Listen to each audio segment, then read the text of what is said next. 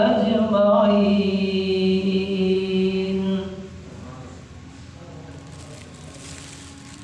أما بعد فأعوذ بالله من الشيطان الرجيم.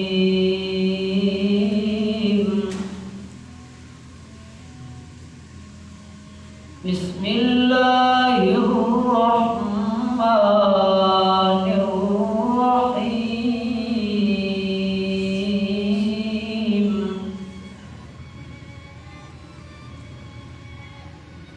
يا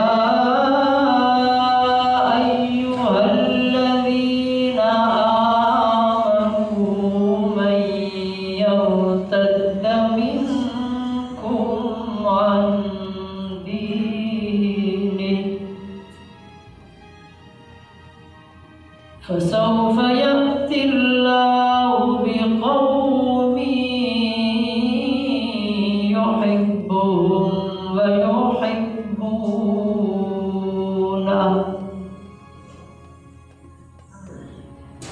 أذلة على المؤمنين أعزة على الكافرين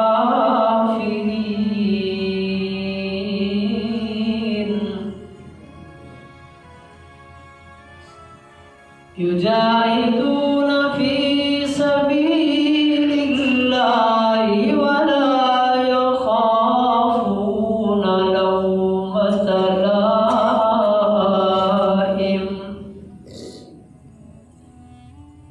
ذلك فضل الله يؤتيه من يشاء والله واسع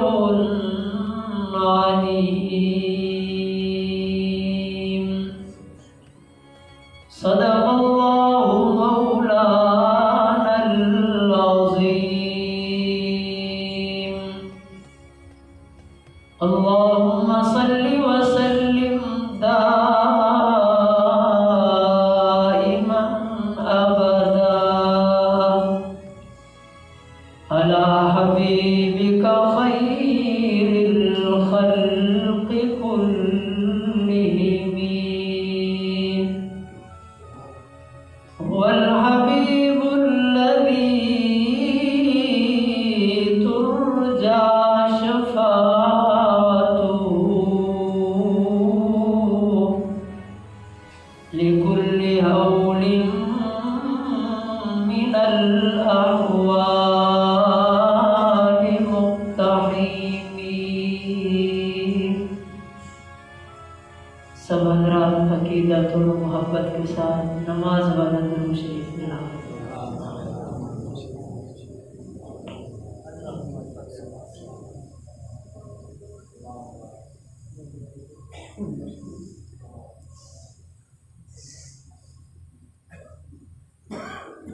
انتہائی واجب الاحترام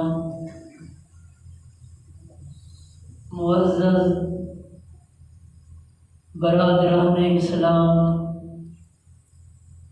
غیور مسلمان سنی بھائیوں، آج کے اس جمعہ کی نشست کے اندر آپ حضرات کے سامنے گزشتہ جمعہ پر جو گفتگو ہوئی تھی اسی بات کو مکمل کرنے کی کوشش کروں گا. اللہ اس کی توفیق عطا فرمائے. عزیز دوستو، بات یہاں تک پہنچی تھی کہ اللہ رب العزت کی محبت ایک مسلمان کے لیے کتنا ضروری ہے، اور دین اسلام کا پوری دنیا پر غلبہ اس وقت تک نہیں ہو سکتا جب تک کہ مسلمان ساری چیزوں سے بڑھ کر ایک اللہ کی محبت اپنے دل میں نہ بٹھا لیں۔ اور میں نے جو آیت مبارکہ آپ حضرات کے سامنے تلاوت کی ہے، اس آیت کے اندر اللہ نے اس جماعت کا ذکر کیا ہے کہ جس جماعت کے ذریعے ایک دفعہ اللہ نے دین اسلام کو پوری دنیا پر غالب کیا، اور وہ جماعت صحابہ کرام رضوان اللہ تعالی علیہم اجمعین کی جماعت ہے۔ در حقیقت اس آیت کے پہلے حصے کے اندر اللہ نے اپنے شان استغنا کا ذکر کیا، فرمایا اے ایمان والو من یرتد منکم عن دینہ، اگر محبوب کے صحابہ میں سے، ایمان والوں میں سے کوئی آدمی دین اسلام کو چھوڑ کر مرتد ہو جائے، دین اسلام کو چھوڑ دے، اپنا مذہب تبدیل کر لے، تو فرمایا اللہ کو اس کی کوئی پرواہ نہیں ہے۔ اللہ میری اور آپ کی نہ نیکیوں کے محتاج ہیں نہ ایمان کے محتاج ہیں۔ ہم نہیں تھے تب بھی اللہ کی ذات موجود تھی، ہم نہیں ہوں گے تب بھی اللہ کی ذات موجود ہوگی۔ ساری دنیا مل کر بیک وقت ایک میدان میں جمع ہو کر اللہ کے حضور سجدے میں سر رکھ دیں، تب بھی اس کی ربوبیت میں اضافہ نہیں ہوتا۔ اور اگر ساری دنیا مل کر اللہ کی بغاوت پہ اتر آئے، نافرمانی پہ آ جائے، تب بھی اس کی شان کے اندر کوئی کمی نہیں آتی۔ اس کے اندر ہر انسان کا اپنا فائدہ ہے، اور اللہ نے اسی بات کو سمجھایا، فرمایا من یرتد منکم عن دینہ، اگر کوئی تم میں سے دین اسلام سے پھر جاتا ہے، کوئی اور مذہب اختیار کر لیتا ہے، اللہ کو اس کی کوئی پرواہ نہیں ہے۔ فسوف یأتی اللہ بقوم، اللہ ان کے بعد ایک ایسی قوم لے آئیں گے کہ یحبہم ویحبونہ، اللہ ان سے محبت کریں گے اور وہ اللہ سے محبت کریں گے۔ علماء نے لکھا ہے کہ یہ آیت خاص طور پر سیدنا صدیق اکبر رضی اللہ تعالی عنہ کے بارے میں نازل ہوئی۔ اللہ کے محبوب جس دن اس دنیا سے پردہ فرما کر اپنے رب کے حضور پہنچے، اس دن بے شمار منافقین مرتد ہو گئے۔ کسی نے زکوٰۃ کا انکار کر دیا، کسی نے روزوں کا انکار کیا، کسی نے جہاد کا انکار کیا، تو گویا بہت سارے لوگ دین اسلام سے ہٹ گئے۔ تو اللہ نے صدیق اکبر رضی اللہ تعالی عنہ کی خلافت اور امامت کے اندر ایک ایسی جماعت کا انتخاب کیا جو حقیقت میں اللہ کے محبوب تھے اور اللہ ان کا محبوب تھا۔ تو گویا ایمان والوں کی اصل نشانی ہے بھی یہی کہ ایمان والے اللہ سے محبت کریں اور اللہ ایمان والوں سے محبت کریں۔ اور اصل میں ہم جو بھی اعمال کرتے ہیں دنیاوی زندگی کے اندر، اس کا اصل مقصد جو اب مسلمان سمجھتے ہیں، میں نماز کے لیے آتا ہوں تو نظریہ یہی ہے کہ اللہ راضی ہو کر جنت دیں گے، اور میں کوئی دین کا کام کرتا ہوں، نظریہ یہی ہے کہ جہنم سے میں بچ جاؤں۔ حالانکہ اولیاء اللہ کی یہ شان نہیں ہوتی، وہ تو جو بھی عمل کرتے ہیں نہ جنت ان کے سامنے ہوتی ہے نہ جہنم کا خوف ہوتا ہے، سفیان ثوری رحمت اللہ علیہ بہت بڑے محدث گزرے ہیں، کہتے ہیں میں ایک دفعہ رابعہ بصری عورت تھی رحمت اللہ علیہ کی خدمت میں حاضر ہوا اور میں نے پوچھا کہ اے رابعہ بتا ایمان کی حقیقت کیا ہے؟ تو اس نے کہا میں اپنے ایمان کی حقیقت اس بات کو سمجھتی ہوں کہ میں کوئی نیک عمل کروں جنت کی طلب میں نہیں کرتی اور کسی گناہ سے بچوں جہنم کے خوف سے نہیں بچتی، بلکہ میرا نیک عمل کرنا اور گناہوں سے بچنا صرف ایک اللہ کی رضا کے لیے ہے۔ اور انہی کا ایک واقعہ لکھا ہے کہ ایک ہاتھ کے اندر پانی کا ایک پیالہ لیے پھر رہی تھی اور دوسرے ہاتھ کے اندر آگ کا شعلہ انگارہ اٹھا کے پھر رہی تھی۔ کسی نے پوچھا بی بی رابعہ خیر تو ہے، ایک ہاتھ میں پانی اور دوسرے میں آگ؟ فرمانے لگی پانی کا پیالہ لے کے پھر رہی ہوں جہنم کی تلاش میں کہ کہیں جہنم ملے اور پانی گرا کے اس کو بجھا دوں، اور آگ کا شعلہ یہ لے کے پھر رہی ہوں جنت کی تلاش میں کہیں جنت ملے تو یہ آگ کا شعلہ اس میں ڈال کر اس کو جلا کے راکھ کر دوں کہ جب جنت جہنم سامنے نہیں ہوگی پھر جو بھی میرا عمل ہوگا عبادت ہوگی صرف اللہ کی رضا کے لیے ہوگی۔ تو یہ تو اسلام کے اندر عورتوں کی ذہنیت تھی، بدقسمتی سے آج علماء بھی اس چیز سے محروم ہیں۔ اللہ ہمیں یہی سمجھ نصیب فرمائے۔ عزیز دوستو، اصل دل کے اندر جب اللہ کی محبت ہوتی ہے تو اللہ رب العزت کے ساتھ ایک تعلق قائم ہوتا ہے، جس طرح کے صحابہ کا تعلق قائم ہوا، اور سب سے زیادہ اللہ کے قریب پہنچنے کا ذریعہ اللہ کی محبت ہے۔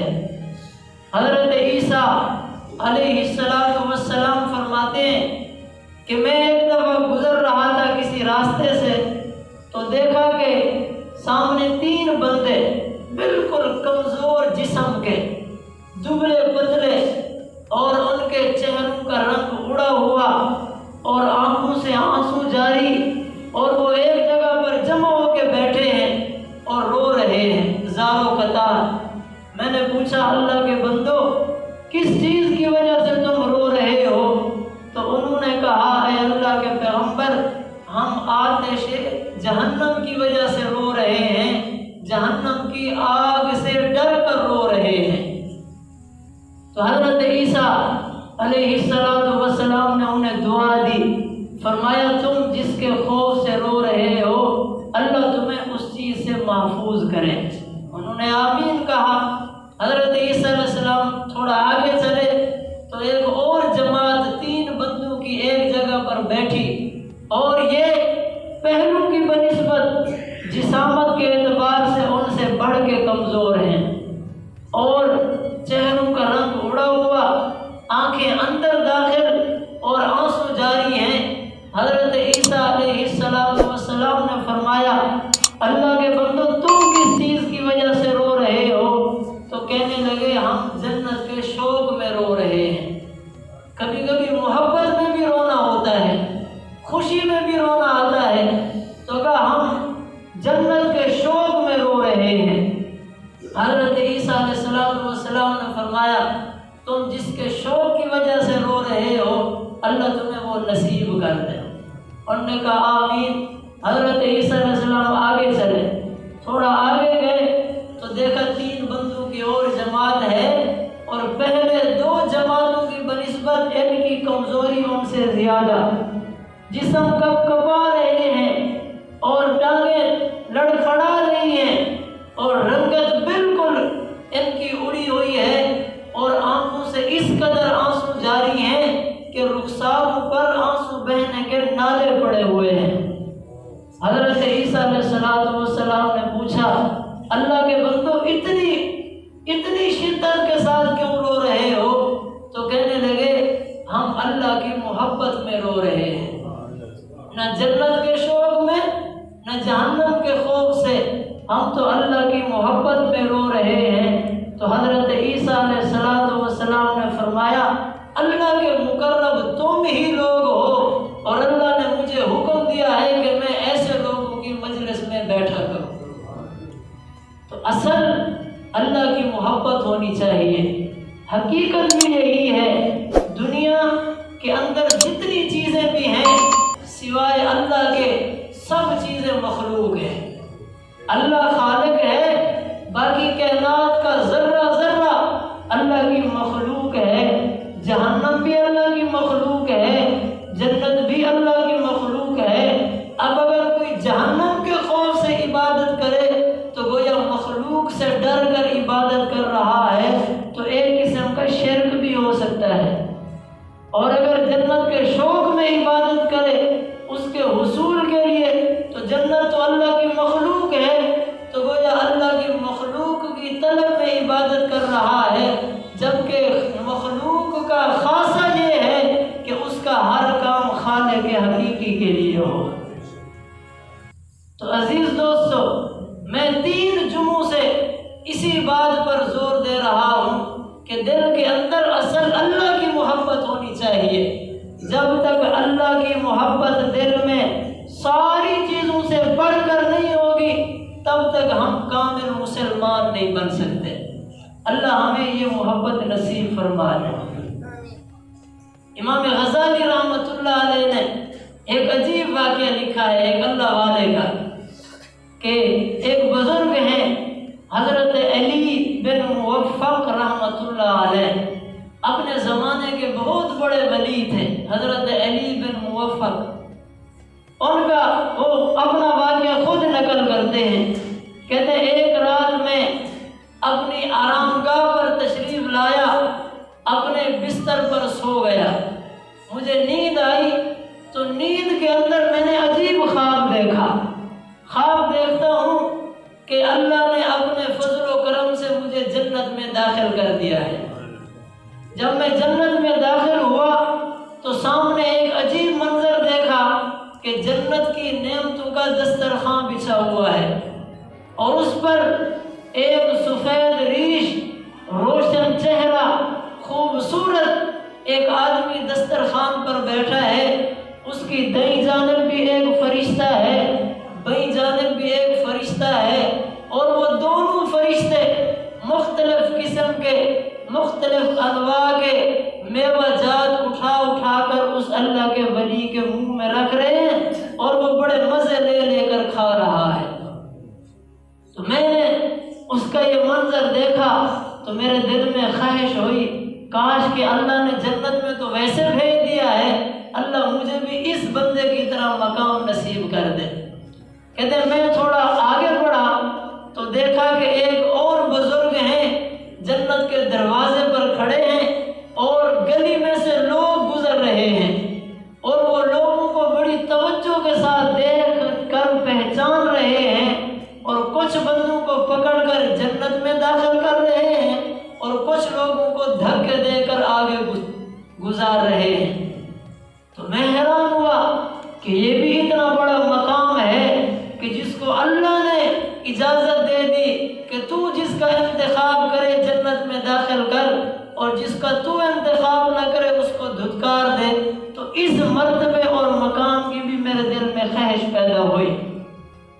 لیکن جنت کی سیر کرتے کرتے کرتے میں عرش معلیٰ کے قریب پہنچا، اور وہاں پر اللہ کی ذات منبر پر تشریف فرما ہے، اور ان کے سامنے ایک کمزور جسم والے، لاغر جسم والے، سفید ریش ایک بابا دیوار کے یوں ٹیک لگا کے بیٹھے ہیں، اور اپنی آنکھیں اللہ کی طرف کر کے بیٹھے ہیں، ادھر ادھر دیکھتے نہیں اور آنکھیں متوجہ نہیں کرتے۔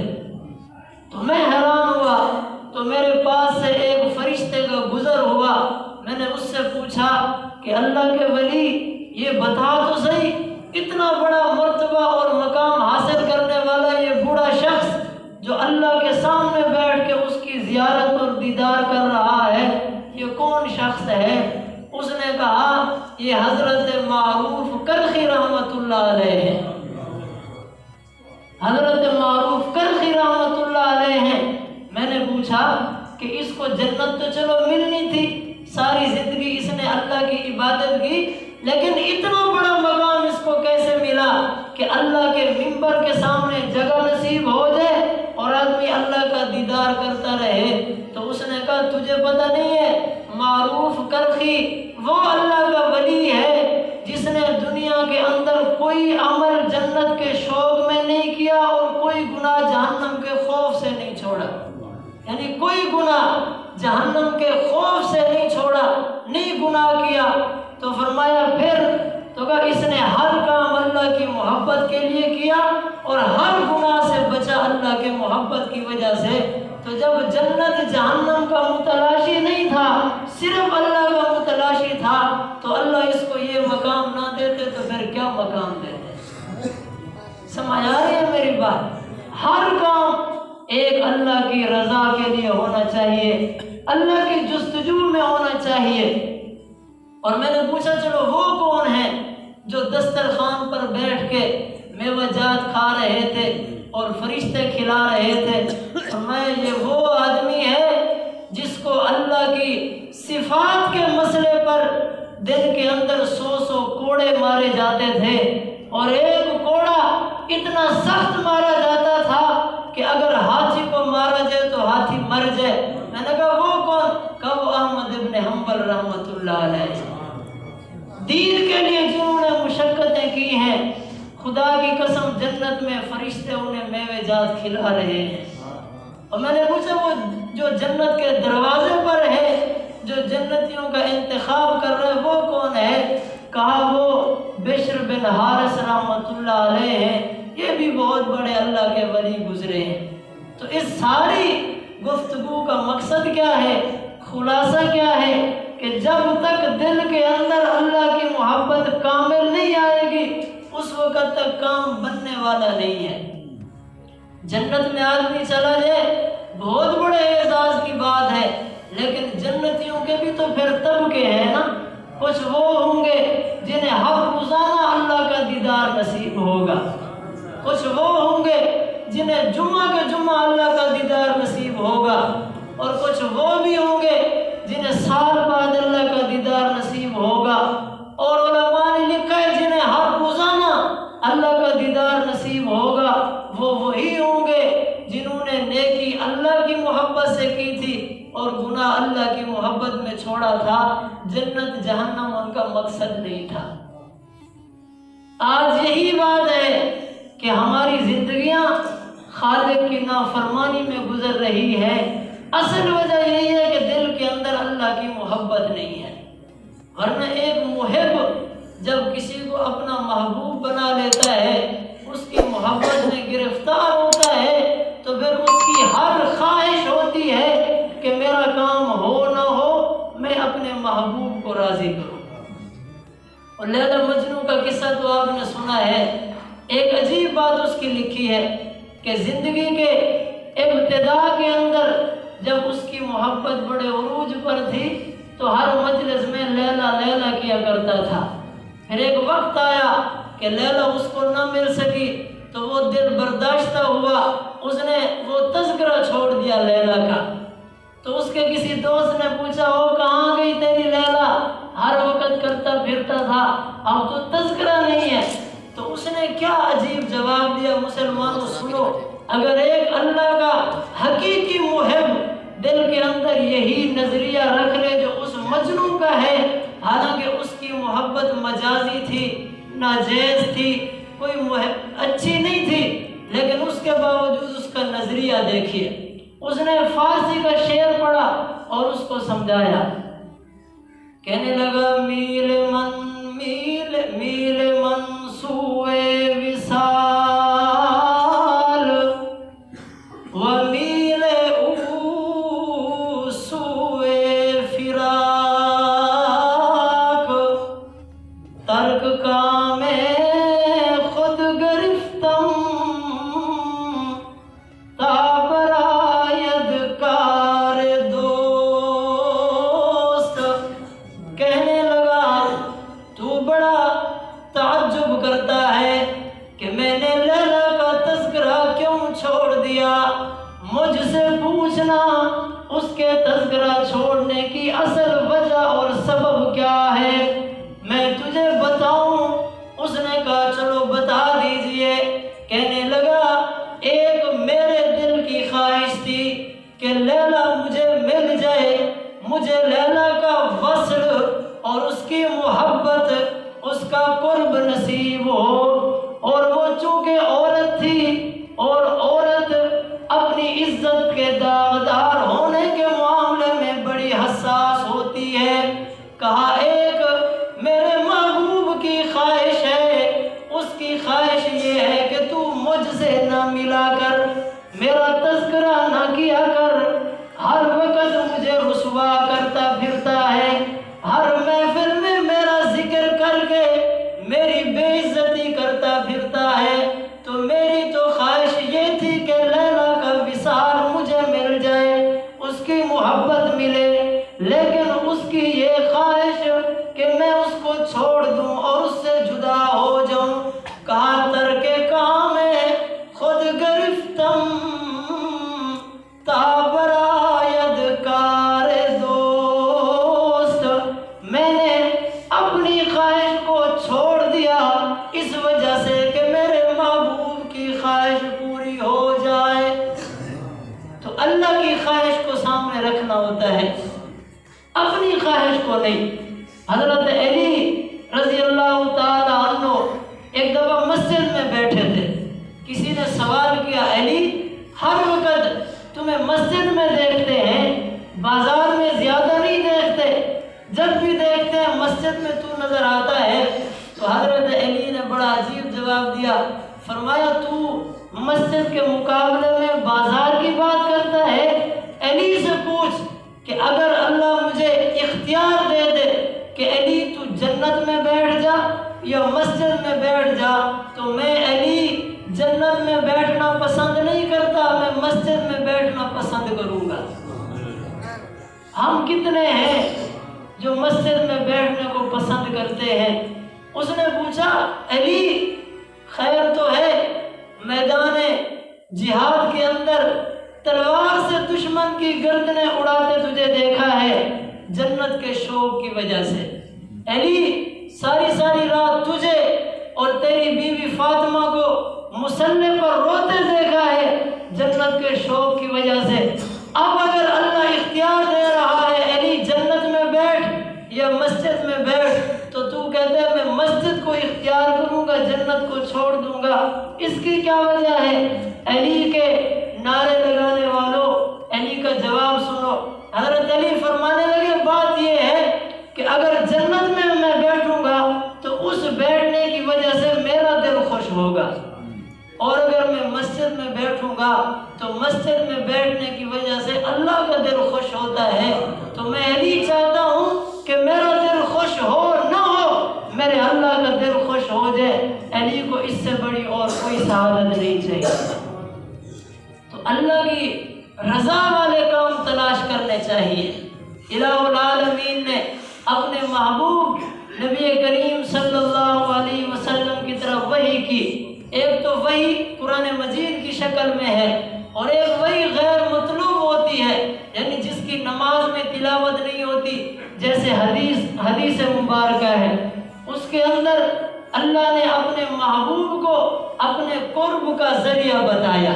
میں وہ پڑھ دیتا ہوں پوری حدیث، اور آج کی اس مجلس میں پچھلے پورے بیان کو آپ لے نہ لیں، لیکن اس بات کو لے جائیں اور اپنی زندگی میں اختیار کریں، انشاءاللہ بہت جلد اللہ کا قرب نصیب ہوگا۔ وعن ابی ہریرہ رضی اللہ تعالی عنہ عن رسول اللہ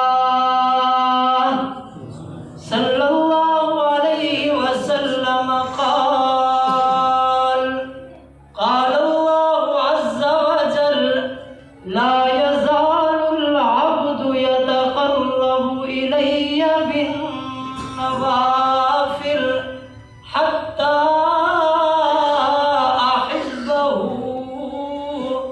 فإذا أحببته كنت سمعه يسمع به وبصره الذي